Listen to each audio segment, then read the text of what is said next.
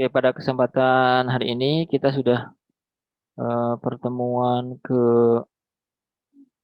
keempat ya, pertemuan keempat. Nah, dua pertemuan lagi kita akan diadakan UTS ya, ujian tengah semester. Nah, berarti nanti UTS-nya itu sampai pertemuan terakhir berarti ya, sampai PPH 21. Ya, sampai PPH 21. Oke, kemudian berkaitan dengan materi yang sekarang, kita ada materi baru yaitu berkaitan dengan pajak penghasilan secara umum. Ya, pajak penghasilan secara umum. Jadi nanti kan yang kita pelajari itu adalah hampir semuanya pajak penghasilan ya. Hampir semuanya pajak penghasilan. Kecuali ada apa?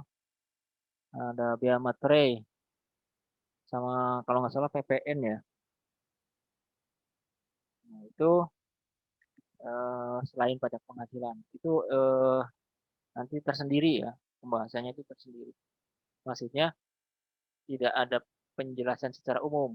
Jadi nanti langsung gitu ya. Baik, kita mulai saja. Oke, berkaitan dengan pajak penghasilan. Nah, pajak penghasilan ini ada di pasal 1 Undang-Undang Nomor 36 Tahun 2008. Ya, pasal 1 Undang-Undang Nomor 36 Tahun 2008. Oh ya, kelas ini sudah saya share ini belum ya, Undang-Undang Nomor 36 Tahun 2008 ya? Saya lupa. Belum, Pak. Belum, Pak. Belum ya? Nanti insya Allah minta tolong KM-nya ya, Arpil ya, Arpil sama siapa tadi? Tolong ingetin Rizky saya, apa? ya. Soalnya ini ada di latihan itu nanti ada yang diambil dari undang-undang nanti. Dari undang-undang itu nanti bisa lihat undang-undangnya, gitu. Nah, tolong nanti setelah kuliah nanti diingatkan ya sayanya ya. Baik, Pak. Ya. Oke, berkaitan dengan definisi ya, definisi dari pajak penghasilan menurut Undang-Undang nomor 36 tahun 2008. Ini ada di pasal yang paling atas yaitu pasal 1 ya definisi karena memang undang-undang ini berkaitan dengan pajak penghasilan ya, dengan pajak penghasilan. Jadi semua pajak penghasilan itu ada di sini. Ya makanya disebut apa? Disebut jenis-jenis pajaknya itu disebut ya dengan pasalnya gitu ya. Pajak penghasilan pasal 21. Nah, gitu kan. Kemudian pajak penghasilan pasal 22. Nah itu maksudnya pasal itu yang ada di Undang-Undang Nomor 36 Tahun 2008. Gitu. Nah, apa artinya pajak penghasilan itu? Yaitu pajak yang dikenakan terhadap subjek pajak. Ya, terhadap subjek pajak atas penghasilan yang diterima atau diperolehnya dalam setahun pajak. Ya, jadi pajak yang dikenakan terhadap subjek pajak atas penghasilan yang diterima atau diperolehnya dalam setahun pajak. Jadi objek pajaknya pasti penghasilan. Ya, jadi pajaknya adalah penghasilan. Nah, berarti subjek pajaknya siapa? Berarti yang sumber penghasilan tersebut ya, sumber penghasilan tersebut. Yang apa saja? Nah, nanti di sini di slide berikutnya. Nah, ini yang disebut dengan subjek pajak itu adalah orang pribadi, kemudian warisan, kemudian warisan yang belum terbagi ya, kemudian badan, kemudian bentuk usaha tetap. Nah, ini merupakan subjek pajaknya. Jadi subjek pajak itu adalah sumber ya, sumber sumber dari penghasilan yang merupakan penghasilan tersebut adalah objek pajak gitu ya. Jadi biasanya kalau subjek pajak dan objek pajak itu saling berkaitan biasanya. Ini contohnya berarti yang di pajak penghasilan ini ya. Jadi penghasilan itu yang dihasilkan oleh orang pribadi. Ya, orang pribadi itu bisa yang menjalankan usaha atau tidak, atau dari warisan yang belum terbagi ya. Jadi warisan di sini ini sebagai subjek pajak, tapi warisan yang belum terbagi, ya warisan yang belum terbagi. Kemudian ada badan, ada bentuk usaha tetap, gitu. Nah, badan itu berarti perusahaan ya. Kemudian bentuk usaha tetap itu adalah perusahaan luar negeri yang menjalankan usahanya di Indonesia. Nah, ini nanti di pasal 2 ya, pasal 2 Undang-Undang Nomor 36 Tahun 2008. Oke, selanjutnya adalah untuk bisa lebih memahami lagi berkaitan dengan subjek pajak. Nah, subjek pajak itu ada dua ya. Subjek pajak itu ada dua. Yang pertama ini subjek pajak dalam negeri. Ya, subjek pajak dalam negeri ini. Nah, apa saja subjek pajak dalam negeri? Nah, untuk subjek pajak dalam negeri itu ada dua ya. Ada dua, yaitu orang pribadi yang bertempat tinggal di Indonesia. Jadi ini adalah yang statusnya sebagai WNI ya, sebagai WNI. Kemudian orang pribadi yang berada di Indonesia lebih dari 183 hari. Nah, ini berarti ini apa masuknya adalah warga negara asing ya, warga negara asing yang berada di Indonesia lebih dari 183 hari atau lebih tepatnya adalah sekitar 6 bulan ke atas. 6 bulan ke atas. Nah, bagaimana kalau kurang dari 6 bulan, Pak? Tapi dia sudah di Indonesia. Nah, kalau kurang dari 183 hari itu disebutnya sebagai subjek pajak luar negeri gitu ya, subjek pajak luar negeri. Itu kena pasalnya itu pasal 26 ya, pakai pasalnya 26. Nah, kalau yang subjek pajak dalam negeri ini itu dikenai pajak yang berlaku di Indonesia. Ya, pajak yang berlaku di Indonesia gitu. Kemudian selanjutnya orang pribadi yang dalam 1 tahun pajak berada di Indonesia dan mempunyai niat untuk bertempat tinggal di Indonesia. Jadi punya niat ya, mungkin punya niat untuk bertempat tinggal di Indonesia. Oke, selanjutnya adalah badan. Badan yang didirikan atau bertempat kedudukan di Indonesia. Ya, badan yang didirikan atau bertempat kedudukan di Indonesia. Pastinya ya, ini yang disebut dengan subjek pajak dalam negeri, yaitu orang pribadi dan badan. Oke. Nah, kemudian selanjutnya apa? Selanjutnya adalah subjek pajak luar negeri.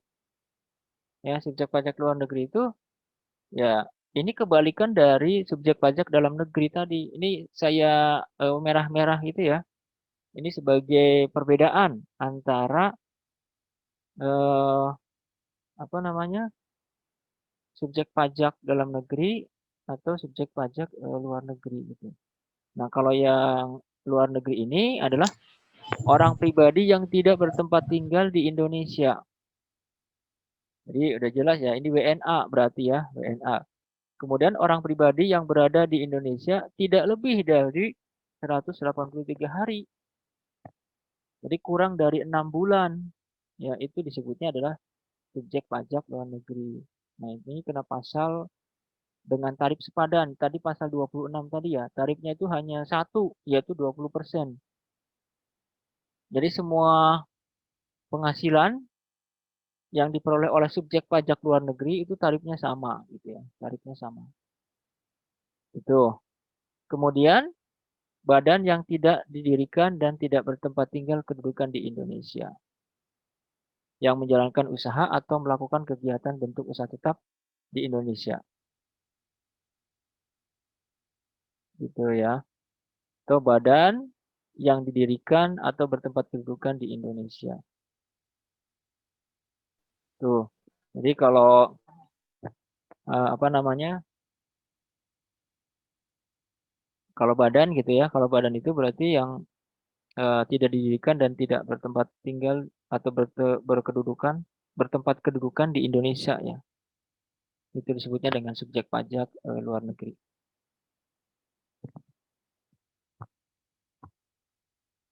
Oke, ini bersama ya, nanti dibaca saja. Oke, kemudian selanjutnya adalah perbedaan pajak dalam negeri dan wajib pajak luar negeri. Ini perbedaannya. Nah, kalau wajib pajak dalam negeri, ya ini menerima atau memperoleh penghasilan yang besarnya melebihi PTKP. Jadi kalau wajib pajak dalam negeri ini kalau dikenai pajak itu berarti kalau yang penghasilan netonya itu lebih dari PTKP itu. Kalau misalkan kurang ya berarti tidak dikenakan pajak gitu. Kemudian selanjutnya didirikan atau bertempat tinggal kedudukan di Indonesia. Tuh. Ini untuk yang subjek pajak dalam negeri atau dalam atau menjadi wajib pajak dalam negeri gitu ya. Subjek pajak dalam negeri menjadi wajib pajak dalam negeri. Itu yang tadi ya, yang penghasilan netonya itu kurang dari PTKP dan kalau badan didirikan bertempat kedudukan di Indonesia. Nah, kemudian selanjutnya subjek pajak luar negeri yang menjadi wajib pajak luar negeri ketika menerima atau memperoleh penghasilan yang bersumber dari Indonesia. Nah, kalau ini mah sumbernya itu yang penting dari Indonesia. Ya, yang penting orangnya orang luar negeri tapi memperoleh penghasilan di Indonesia gitu. Kemudian menerima dan atau memperoleh penghasilan yang bersumber dari Indonesia melalui bentuk usaha tetap ya atau BUT. Gitu. Oke, selanjutnya adalah ada perbedaan pemenuhan kewajiban pajak. Ya, perbedaan pemenuhan kewajiban pajak. Nah, untuk wajib pajak dalam negeri berarti ini kewajibannya ya, kewajiban akan perpajakan. Dilihat dari WPDN, disingkatnya itu wajib pajak dalam negeri itu WPDN biasanya. WPDN atau WPLN kalau wajib pajak luar negeri. Nah, bagaimana kalau wajib pajak dalam negeri? Nah, kalau wajib pajak dalam negeri ini dikenai pajak atas penghasilan, baik yang diterima atau diperoleh dari Indonesia maupun dari luar Indonesia. Kalau yang dari Indonesia itu udah pasti kan, kalau karyawan berarti dia itu kena PPh 21. Kemudian kalau dari Indonesia ini bisa juga dari penghasilan yang ada di luar negeri. Contohnya kita menginvestasikan di perusahaan luar negeri gitu ya. Nah, itu nanti dividennya nanti kena ya. Dividennya nanti kena. Nah, ini berkaitan dengan PPh pasal 24 nanti ya. Berkaitan dengan PPh pasal 24. Kemudian selanjutnya adalah dikenai pajak berdasarkan penghasilan neto dengan tarif umum. Jadi pengenaan pajaknya itu dasarnya adalah dari penghasilan neto ya, penghasilan neto itu penghasilan bruto ya, penghasilan kotor dikurangi biaya-biaya gitu ya, dikurangi biaya-biaya itu akan menghasilkan penghasilan neto gitu ya. Kemudian setelah itu dihitung dengan tarif umum. Tarif umum itu tarif yang berlaku gitu ya, sesuai dengan jenis-jenis pajaknya. Nah, seperti yang PPh pasal 21 kan tarifnya itu kan tarif progresif ya, tarif progresif. Jadi tarifnya itu dari 5%, kemudian 15%, 25%, dan 30% gitu. Ya, itu ada rentang ininya ya, ada rentang penghasilannya. Kalau kurang dari 50 juta itu 5%. 50 juta sampai 150 juta itu 15% dan seterusnya. Itu yang disebut dengan tarif progresif ya untuk yang PPh 21. Kemudian selanjutnya adalah wajib pajak menyampaikan surat pemberitahuan tahunan pajak penghasilan sebagai sarana untuk menetapkan pajak yang terutang dalam 1 tahun pajak. Nah, kalau WPDN itu wajib menyampaikan SPT ya, wajib. Berbeda dengan luar negeri, kalau luar negeri tidak, karena ini sifatnya adalah sebagai pajak final, gitu ya, pajak final, pajak yang tidak boleh dikreditkan, ya, tidak boleh dikreditkan. Nah, ciri-cirinya itu kalau pajak final itu sifatnya itu tidak rutin gitu, hanya sekali-sekali gitu ya. Nah, ini selanjutnya adalah wajib pajak luar negeri tadi ya, dikenai pajak hanya atas penghasilan yang berasal dari sumber penghasilan di Indonesia. Jadi ini kan tadi wajib pajaknya itu atau subjek pajaknya itu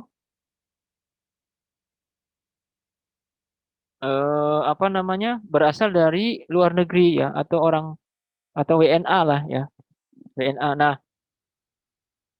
kalau misalkan dia bekerja di Indonesia, berarti dia kena pajak dengan tarif yang sepadan, namanya tarif sepadan ya.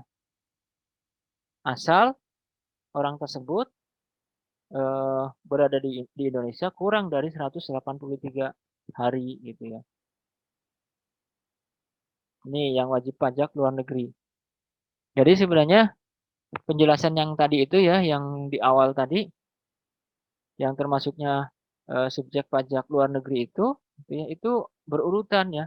Jadi WNA, terus setelah itu dia tinggal di Indonesia baru atau kurang dari 183 hari gitu. Gitu dan seterusnya. Kemudian selanjutnya dikenai tarif penghasilan bruto dengan tarif sepadan. Nah, kalau ini mah penghasilan bruto ngambilnya. Jadi tidak ada pengurangan apa-apa, tidak ada perhitungan apa-apa, langsung dihitung gitu ya. Langsung dihitung. Karena ini bersifatnya adalah final tadi ya. Kemudian tidak wajib menyampaikan surat pemberitahuan tahunan pajak karena kewajiban pajaknya dipenuhi melalui pemotongan pajak yang bersifat final. Gitu. Ini perbedaan antara kewajiban pajak antara wajib pajak dalam negeri dan luar negeri. Oke, selanjutnya, nah ini kewajiban pajak subjektif, ya subjektif. Ini ada 5 ya. Yang pertama adalah pajak dalam negeri orang pribadi.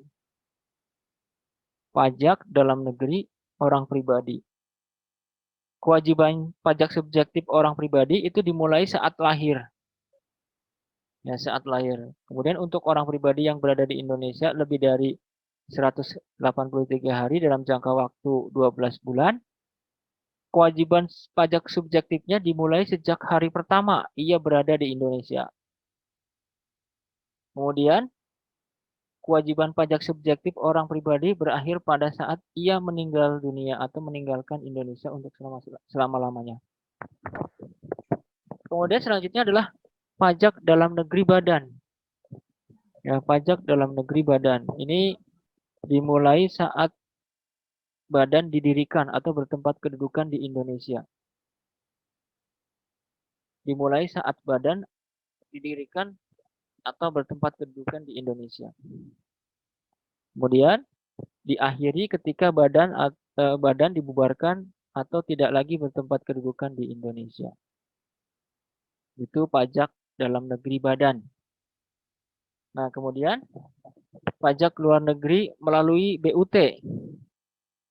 Ya, ini dalam negeri udah, sekarang yang luar negeri. Nah, yang luar negeri ini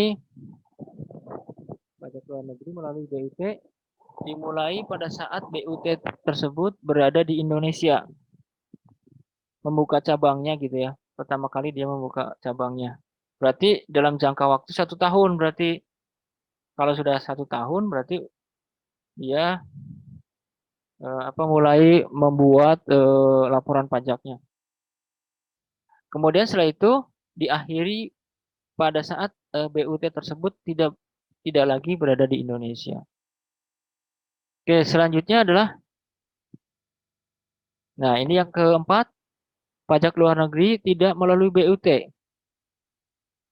Dimulai saat orang pribadi atau badan menerima atau memperoleh penghasilan dari sumber-sumber di Indonesia. Kemudian diakhiri saat orang pribadi atau badan tersebut tidak lagi menerima atau memperoleh dari sumber-sumber penghasilan tersebut. Kemudian yang terakhir adalah pajak subjektif warisan yang belum terbagi, itu dimulai pada saat timbulnya warisan yang belum terbagi tersebut atau saat meninggalnya pewaris. Kemudian diakhiri pada saat warisan tersebut dibagi kepada para ahli waris.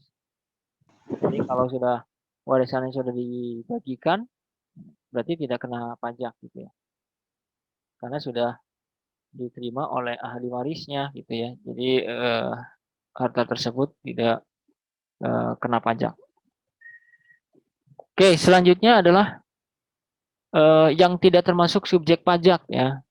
Ini contohnya adalah kantor perwakilan negara asing. Ya, ini badan atau lembaga. Kemudian yang kedua itu pejabat perwakilan diplomatik dan konsulat atau pejabat-pejabat lain dari negara asing. Itu ya.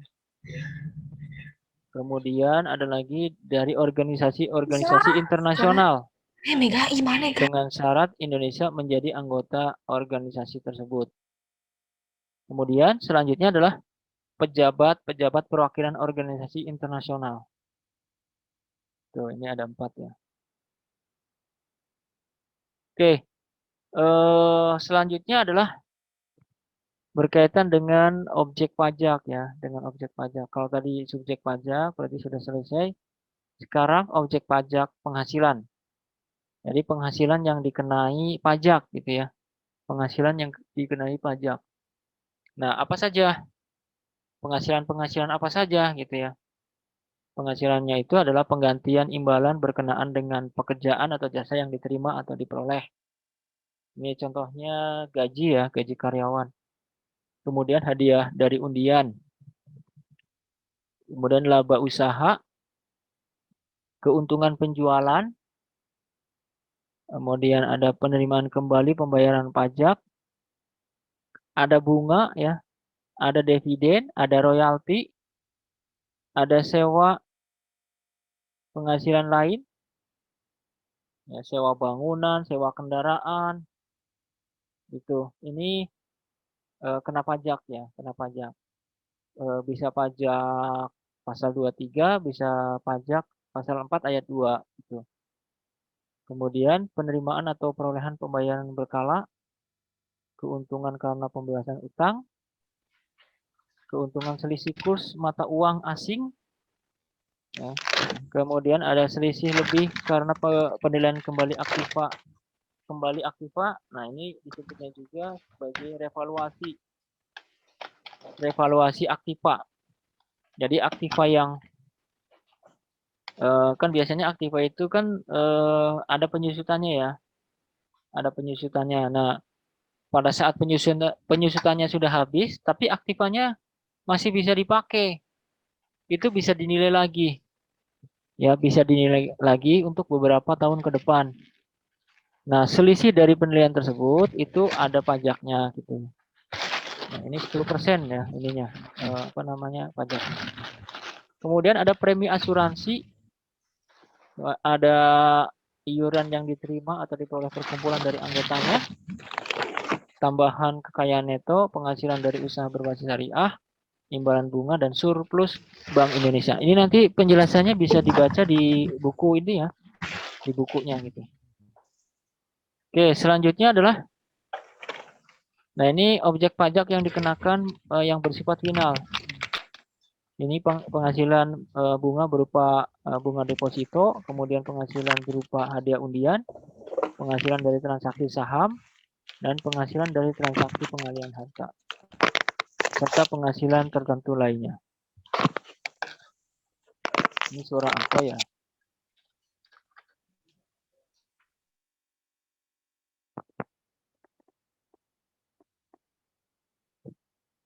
Oke, kita lanjut. Kemudian yang selanjutnya adalah tidak termasuk objek pajak. Yang tidak termasuk objek pajak ini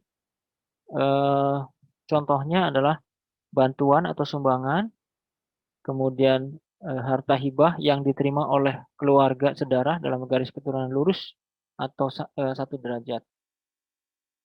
Kemudian ada warisan. Nah, ini berarti warisan yang sudah dibagi ya. Kalau yang bukan objek pajak ada harta, kemudian penggantian imbalan sehubungan dengan pekerjaan atau jasa yang diterima dalam bentuk natura. Natura itu adalah tunjangan berupa barang ya. Tunjangan berupa barang. Tunjangan ke karyawan biasanya. Contohnya seperti itu. Kemudian ada pembayaran asuransi dari perusahaan asuransi. Ini pembayaran klaim ya. Kemudian selanjutnya adalah dividen. Ini dividen ini berdasarkan penyertaan modalnya. Ya, penyertaan modalnya. Jadi penyertaan modal itu kan pakainya persentase ya. Perhitungan pajaknya itu berdasarkan persentase. Itu ada ketentuannya. Ada yang bukan termasuk pajak, ada yang termasuk pajak ya tadi ya. Kemudian ada iuran yang diterima atau peroleh dalam dana pensiun ya, dana pensiun. Kemudian ini juga dana pensiun juga penghasilan dari modal yang ditanamkan oleh dana pensiun. Kemudian bagian laba yang diterima diperoleh dari perseroan komanditer yang modalnya tidak terbagi-bagi atas saham. Kemudian penghasilan yang diterima atau diperoleh perusahaan modal ventura. Kemudian ada beasiswa ya, beasiswa itu tidak kena pajak. Kemudian sisa lebih yang diterima atau diperoleh badan atau lembaga nirlaba. Ya, lembaga nirlaba yang orientasinya itu bukan profit ya, tapi non profit ya, orientasinya itu non profit. Lembaga nirlaba ya. Kemudian bantuan atau santunan yang dibayarkan oleh Badan Penyelenggara Jaminan Sosial BPJS ya. BPJS atau Askes gitu ya. Contohnya. Itu ya, itu objek pajak. Ini nanti tinggal dibaca saja. Ya, tinggal dibaca. Ini untuk bentuk usaha tetap ya. Nah, kita nanti langsung ke sini. Nah, ini ke perhitungan ya. Karena apa namanya berkaitan dengan pajak ini ya, terutama administrasi perpajakan. Kalau teori itu karena sudah baku ya dari sananya, dari ketentuan itu bisa dibaca ya. Bisa dibaca banyak literatur-literatur atau dari buku yang kemarin sudah dibeli ya, dibaca. Nah, yang penting di sini di pajak di sini adalah berkaitan dengan administrasinya berupa hitungan. Ya, karena mulai apa namanya? Mulai kemarin ya, itu sudah mulai ada perhitungan. Nah, nanti di latihan 4 pun nanti sudah mulai meningkat lagi 2 perhitungan. Ya, 2 perhitungan yaitu berkaitan dengan perhitungan kompensasi kerugian dan satu lagi adalah penghasilan tidak kena pajak. Oke. Nah, ini ada rumus bagaimana cara menghitung penghasilan kena pajak. Jadi pada saat di perhitungan apa namanya pajak penghasilan badan, wajib apa namanya pajak penghasilan badan ya bagi perusahaan itu ada yang disebut dengan PKP, penghasilan kena pajak. Nah, ini kalau di sini penghasilan kena pajak ya namanya ya PKP. Kalau yang PKP yang satu lagi itu di PPN. Kalau itu pengusaha kena pajak. Jadi singkatannya sama ya, singkatannya sama. Nah, kalau di sini PKP ini adalah penghasilan kena pajak. Nah, itu dicari dengan cara penghasilan bruto dikurangi dengan biaya-biaya gitu. Dikurangi dengan biaya-biaya. Nah, itu cara menghitung PKP. Ya, jadi dari penghasilan bruto itu diambilnya dari penjualan, ya, dari penjualan, total penjualan, gitu. Nanti dikurangi dengan biaya-biaya, maka akan menghasilkan penghasilan kena pajak. Nah, nilai ini yang nantinya akan dijadikan dasar untuk perhitungan pajaknya atau PPh terutang. Gitu. Kalau apa namanya? Kalau badan berarti sesuai dengan tarif badan, kalau PPh 21 berarti pakai tarif eh, yang progresif, dan kalau yang orang pribadi yang menjalankan usaha itu pakai tarif yang progresif juga gitu. Oke, selanjutnya adalah nah ini ya, jadi untuk apa namanya? Ini contoh-contoh soalnya ini sebenarnya eh, yang ada di sini ya, ini tidak berhubungan langsung ya, tidak berhubungan langsung, tapi berhubungannya itu nanti pada saat kita menghitung pajak di masing-masing jenis pajak. Seperti kompensasi kerugian, ini menghitung nanti masuk ke perhitungan pajak penghasilan badan, ya, pajak penghasilan badan nanti masuk ke perhitungan itu. Itu. Nah, sebelum kita menghitung pajak penghasilan badan, ini kita harus tahu dulu bagaimana cara menghitung kompensasi kerugian. Ya, kompensasi kerugian. Jadi intinya kompensasi kerugian itu bisa menjadi pengurang gitu ya, sebagai pengurang. Nah, eh, ini ada contoh kasus, ya, contoh kasus berkaitan dengan kompensasi kerugian. Jadi mengganti kerugian gitu ya. Ya, mengganti kerugian. Nah, kompensasi kerugian di dalam pajak itu perhitungannya yaitu dihitung dengan data 5 tahun ke depan. Ya, 5 tahun ke depan. Ya, misalkan di sini kompensasi kerugiannya itu ada di tahun 2009 dan tahun 2011 ya. Nah, di sini nanti yang 2009 ini akan dihitung selama 5 tahun ke depan. Artinya kalau yang 2009 ini berarti ada datanya ini ya. Jadi bisa dihitung ini ada datanya 2010, 11, 12, 13 dan 14. Kemudian kalau yang 300 yang rugi 2011 itu karena datanya tidak ada, ini nilai ini tidak bisa dipakai lagi untuk penghitungan rugi fiskal tahun 2011 karena yang ini tiga ini sudah dihitung pada saat kita menghitung yang rugi fiskal tahun 2009. Jadi tidak boleh dipakai lagi gitu ya. Makanya nanti yang 2011 itu nanti menghitungnya yang tahun 2015 dan 16. Tapi tetap dihitung 5 tahunnya. Ya, 1, 2, 3, 4, 5 nanti ya sampai 2016. Cuman tidak eh, masuk ke dalam perhitungan kompensasi kerugian gitu untuk tahun 2011. Oke, bagaimana cara menghitungnya? Nah, penghitungnya ini untuk perhitungan yang tahun 2009 dulu ya, yang tahun 2009 dulu. Nah, cara menghitungnya kayak gini. Jadi rugi ya, rugi kalau di saldo normal itu kan pakai kurung ya, kurung 1,2 M. Kemudian setelah itu dikompensasikan di laba tahun berikutnya, yaitu tahun 2010. Nah, kalau laba berarti apa namanya, ini sebagai pengurang ya, sebagai pengurang, yaitu nanti akan menghasilkan sisa rugi fiskal tahun 2009 itu sebesar 1 miliar, ya, sebesar 1 miliar. Kemudian selanjutnya rugi fiskal tahun 2011. Nah, karena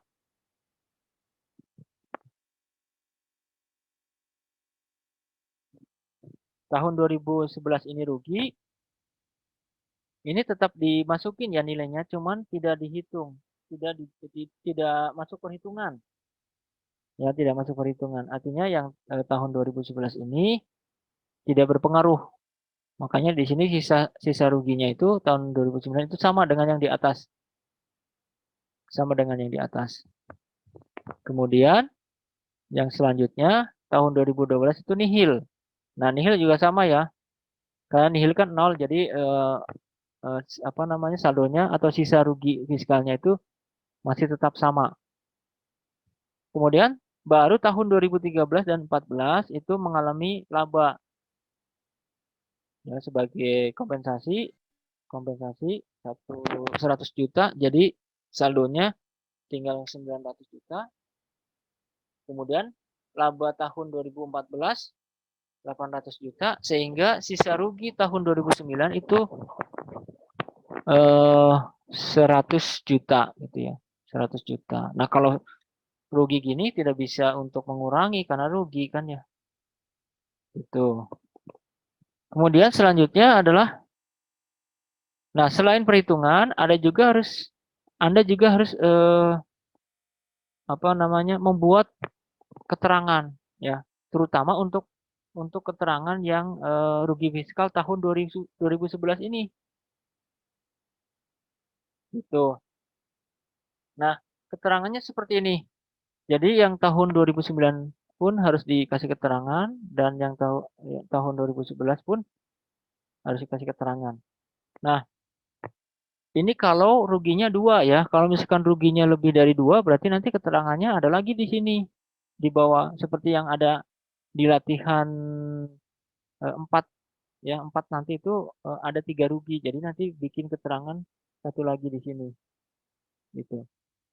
Nah, keterangannya, rugi fiskal tahun 2009 sebesar 100 juta yang masih tersisa pada akhir tahun 2014 tidak boleh dikompensasikan lagi dengan laba fiskal tahun 2015. Karena sudah habis kan, jatahnya sudah habis, hanya 5 tahun. Kalau misalkan masih rugi ya tidak bisa dikompensasikan lagi, udah berarti segitu aja cukup. Ya, rugi 100 juta. Nah, kemudian sedangkan rugi fiskal tahun 2011 sebesar 300 juta hanya boleh dikompensasikan dengan laba fiskal 2015 dan tahun 2016. Nah, ini kenapa yang 12, 13, 14 tidak dimasukkan dalam perhitungan? Karena yang 12, 13, 14 ini sudah masuk perhitungan yang tahun 2009 ini. Gitu ya. Ini untuk yang 2011. Nah, ini ada keterangan tambahan karena jangka waktu 5 tahun yang dimulai dari 2012 sampai dengan 2016 gitu. Gitu ya. Nanti kalau jawab kompensasinya kayak gitu ya. Oke, sampai di sini ada pertanyaan, silahkan. Kalau yang belum jelas, silahkan mau ditanyakan. Sebelum ke apa namanya, contoh soal selanjutnya ya. Oke, silahkan.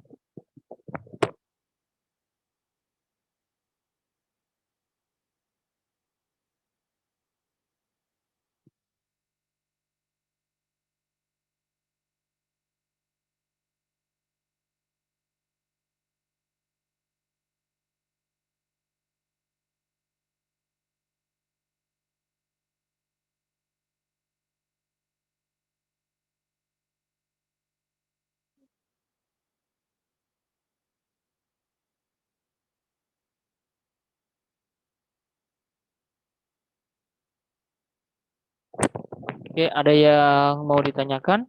Silahkan. Atau sudah jelas perhitungannya?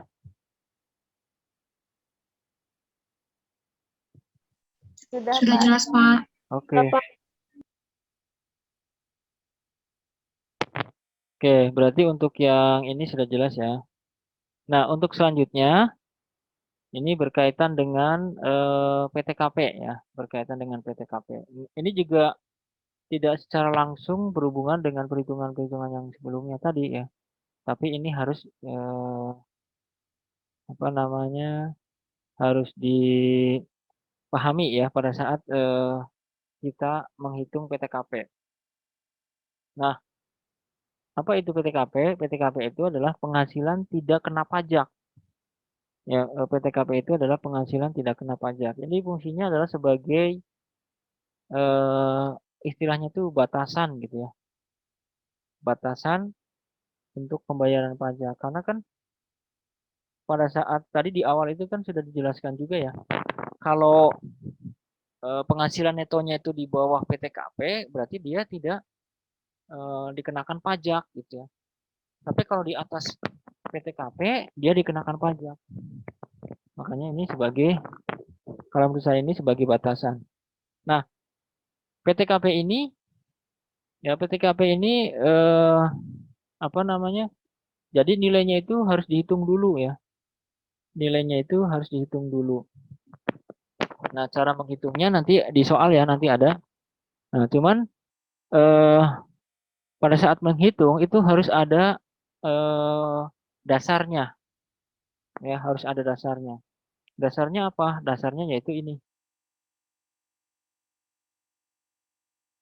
Ya, dasarnya adalah tarif PTKP terbaru PPh pasal 21 apa namanya? Berdasarkan PMK ini peraturan Menteri Keuangan ya. Nomor 101 garing PMK titik 010 garing 2016. Nah, itu dasarnya itu. Nah, apa saja? Nah, ini apa namanya? Ketentuannya itu ini. Jadi ada 4. Yang pertama itu 54 juta untuk diri wajib pajak orang pribadi. Ya, untuk diri wajib pajak orang pribadi. Kemudian 4.500.000 untuk tambahan wajib pajak kawin. Kemudian selanjutnya yang 54 juta ini untuk istri yang penghasilannya digabung dengan penghasilan suami. Dan yang keempat itu 4,5 juta itu untuk tambahan untuk setiap anggota keluarga, keluarga sedarah dan keluarga semenda dalam garis keturunan lurus serta anak angkat yang menjadi tanggungan sepenuhnya. Ini untuk tanggungannya itu maksimal 3 ya, maksimal 3. Gitu. Kalau lebih dari 3 berarti dihitungnya tetap 3 ya. Hitungnya tetap 3 gitu. Oke. Selanjutnya adalah, nah ini ada contoh nih. Ini ada contoh cara penghitungan PTKP. Sebenarnya ini di buku ada ya. Di buku ada, di buku pajak ya. Kalau kalian sudah beli pasti kalau lihat PTKP itu ada tabel ya, ada tabel-tabelnya. Nah, itu nanti ada di latihan. Ya, ada di latihan 4 itu nanti tinggal diisi aja gitu ya. Tinggal diisi aja. Tapi nanti saya jelaskan sekilas gitu yang berkaitan dengan latihannya gitu ya. Apa maksudnya gitu ya. Oke, ini adalah contoh perhitungan PTKP. Nah, contoh perhitungan PTKP. Nah, ini soalnya wajib pajak A mempunyai seorang istri dengan tanggungan 4 anak. Apabila istri mempunyai penghasilan dari satu pemberi kerja yang sudah dipotong PPh pasal 21 dan pekerjaan tersebut tidak ada hubungannya dengan suami atau anggota keluarga lainnya, maka besarnya PTKP diberikan kepada WPA adalah sebagai berikut atau sebesar. Nah, di sini ini sebenarnya yang ditanyakan ini adalah untuk WPA saja gitu ya. Intinya adalah WPA. Nah, berarti nanti jawabannya itu ada di poin yang paling atas ini ya. poin yang paling atas ini. Jawabannya yaitu berarti ini berdasarkan urutan-urutan tadi ya. Nah, ini ya, perhitungannya. Oke, biasanya untuk yang pertama ini selalu ada ya, selalu ada. Nah, ini 54 juta karena dia statusnya sebagai wajib pajak diri sendiri gitu ya, sebesar 54 juta. Jadi 54 juta itu adalah per tahun ya, per tahun. Kemudian selanjutnya tambahan untuk pajak yang kawin. Nah, tadi menikah enggak? Nah, kalau menikah berarti tambahan 4.500.000. Kemudian selanjutnya ada istri yang digabung dengan penghasilan suami. Nah, di sini kasusnya digabung enggak? Tidak digabung ya, berarti ya misah ya. Berarti kosong, tidak usah, tidak diisi. Tidak, tidak usah diisi ya, 54 juta. Kemudian yang terakhir adalah tambahan untuk tanggungan. Ya, untuk tanggungan. Nah, di sini tanggungannya 4 anak. Ya, karena yang diperbolehkan itu hanya 3, jadi yang diambil 3 berarti ya. Ini 3. 3 kali 4,5. Sehingga totalnya itu menjadi 72 juta. Jadi PTKP untuk WPA adalah ini gitu. Ini kalau menjawab pertanyaan yang di atas ya, seperti yang di atas. Ya, kalau dijabarkan secara kasus tuh seperti itu gitu. Nah, kemudian selanjutnya kalau ini kondisional ya yang di bawah ini. Kalau misalkan ada pertanyaan selanjutnya. Ya, di sini kan pertanyaan cuma satu, tapi kalau misalkan ada pertanyaan selanjutnya, misalkan berapa PTKP istri gitu ya. Nah, berarti kalau PTKP istri itu karena dia bekerja, berarti hanya dirinya sendiri. Karena untuk status kawin dan tanggungannya itu ikut suami gitu ya, ikut suami. Makanya untuk yang istri ini hanya 54 juta saja. Kemudian ini juga kondisional apabila penghasilan istri digabung dengan suami. Perhitungannya berarti dihitung semua. Ya, 72 juta ditambah dengan 54 juta. Sehingga totalnya 126 juta. Itu PTKP. Nah, nanti pada saat kita menghitung PPh 21 gitu ya. Menghitung PPh 21 itu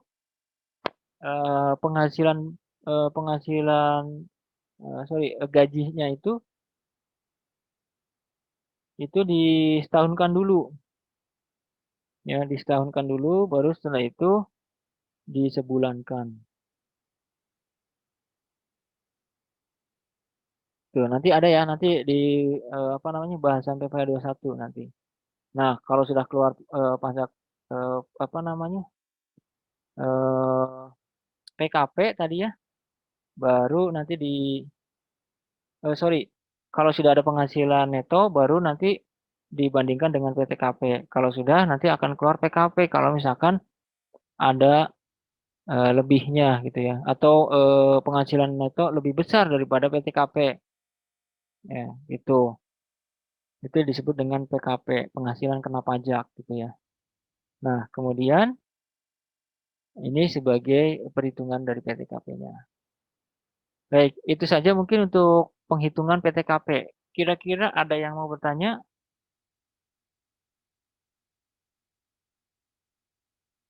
Ini yang penjelasan yang terakhir ya, berkaitan dengan perhitungan.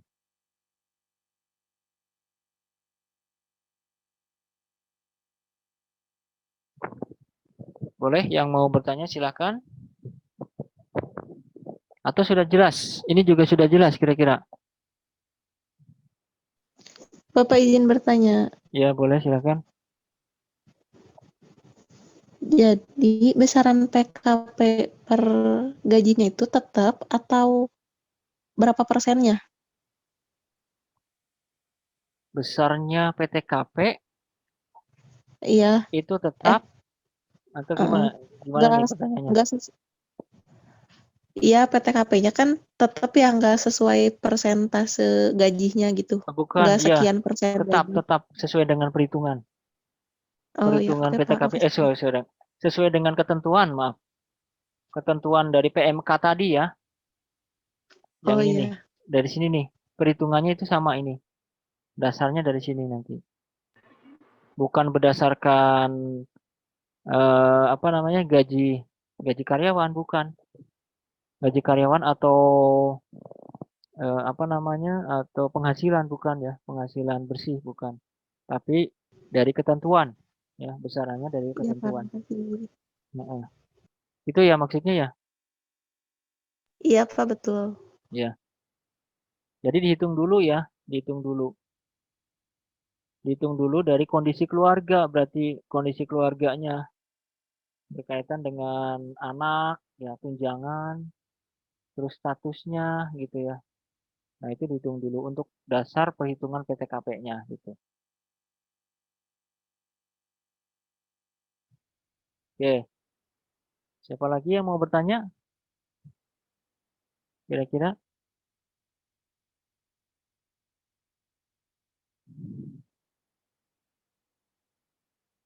Atau sudah jelas? Kalau sudah jelas, nanti saya akan ini coba untuk menjelaskan tugasnya atau latihannya ya.